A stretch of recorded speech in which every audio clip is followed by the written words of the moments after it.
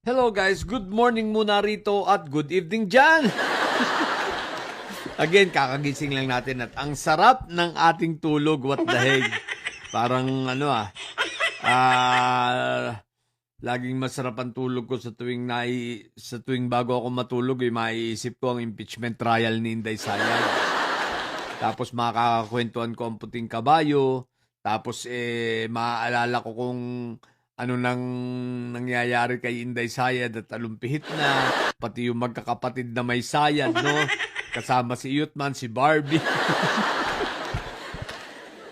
Na mga hindi na alam ang gagawin, kung paano pabagsakin si PBBM at nawala na ng pag-asa.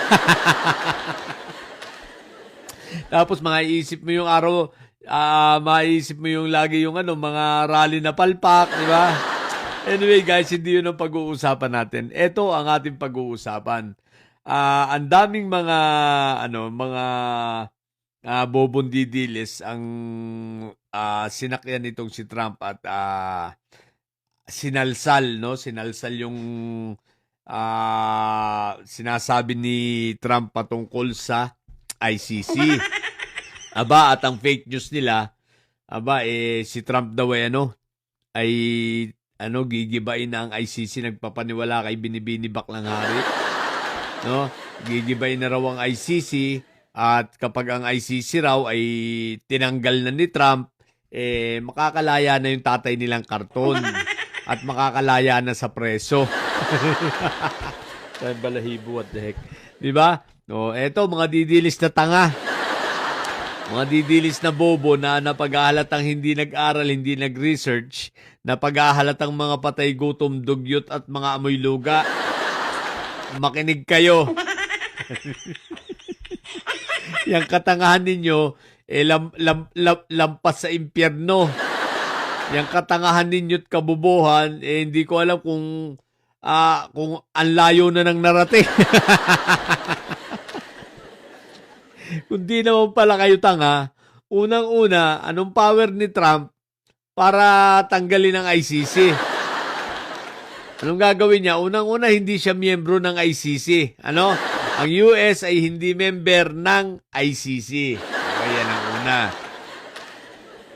So, ano ang karapatan niya para ipatanggal niya? Gegerahin niya?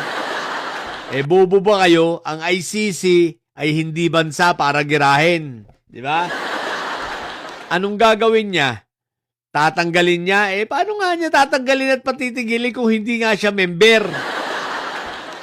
Anong karapatan niya? Di nagalit sa kanya sa US ang mga miyembro.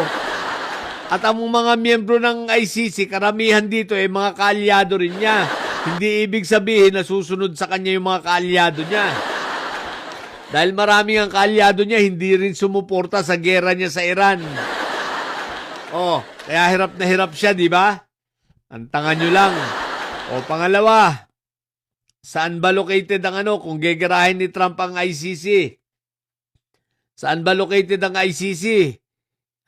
Nasa the Netherlands. Nasa the Netherlands? Nasa Shenzhen, kasama sa Shenzhen countries o Shenzhen area. Ilan ba ang nasa Shenzhen countries? 29 yan, mga bobo.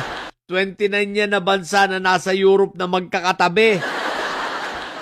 Na mga boundaries lang nila kalsada. Ngayon, 29 yan, palagay mo, gegerahin ni Trump yan. Subukan ni Trump na pasabugin yung dahig sa the Netherlands. Kung hindi magkagera yan. Tanga nyo! Di ba? Ngayon, palagay mo, gegerahin ni Trump ang Europe?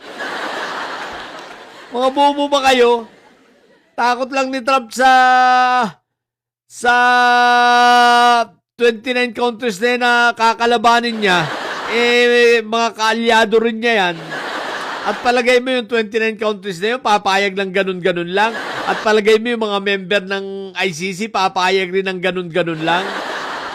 Kaya ang tanga nyo talaga, nagpapaniwala kayo doon sa mga vloggers ninyo na mga bobo. Hindi kasi palibasa nga, kung ano lang ipakain sa inyo, kain lang kayo ng kain. Kahit tae nga isubo Sa bunganga nyo, kakainin nyo di ba?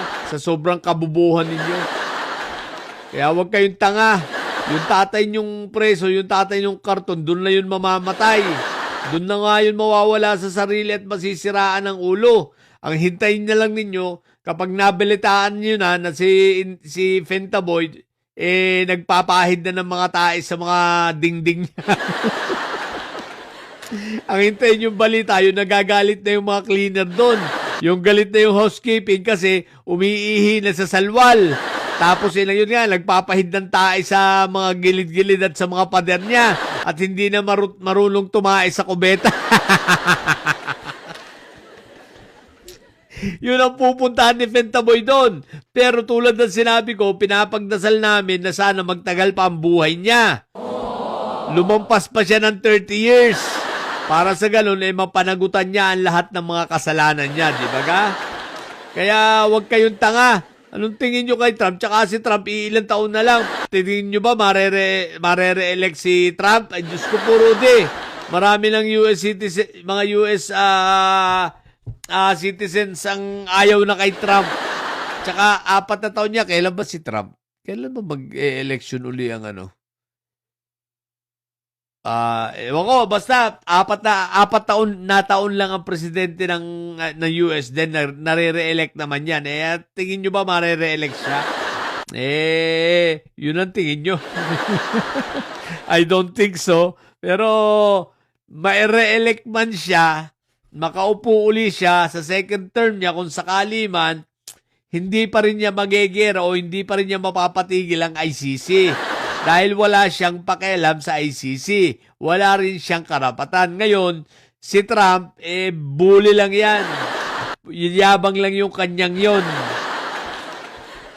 Diba? Kung yan ay gusto niyang gawin, di sana noon pa, ang tagal na niyang binantaan ng ICC, ilang taon nang nakakaraan. Diba? Nagawa ba niya? Hindi! Dahil hindi niya talaga yun magagawa. Ang tangi niya magagawa iharas itong mga judges ng ICC, ipatigil ang kanilang mga i-block ang ATM nila na mga nanggagaling sa US kung meron man. Pero kung i-block ang ATM nang galing sa Europe, hindi mangyayari yun. Di ba? So ngayon, ano ba nangyari? Yung mga judges ng ICC, andun pa rin, ano pa rin sila? Di ba? Existing pa rin sila. Nasa trabaho pa rin nila sila. Despite na pinagbantaan ni Trump, despite na pinablock yung mga, anong tawag dito, mga ATM nila, at kung ano-ano pa, ando pa rin nananatiling mga judges. Kaya wag kayong mga tanga, mga didilis, no? Napaghahalata, nagpo-post pa kayo sa katangahan ninyo. Di ba kayo naaawa sa sarili ninyo? Mga hinayo pa kayo? What the heck? Okay, so yun lang. Kaya yung inyong sabi nyo makakauwi si Fentaboy nyo, uuwi yung nasa garapon pa rin. Umaasa pa talaga kayo Yung mga anak nga ayaw pa uwi. Gusto nga ng mga anak na doon lang mamatay yun. Di ba? Ayaw nilang makakalabas yun para yung wag na mabigyan pa si Hanilet ng bahagi, di ba, ng kanilang mga mana. Tapos kayo naman, pipilitin yung makalabas, ayaw nga nung anak. Tibay ninyo Yun lang. What the heck? Sa mga bobo didilis yan, mga fake news talaga kayo.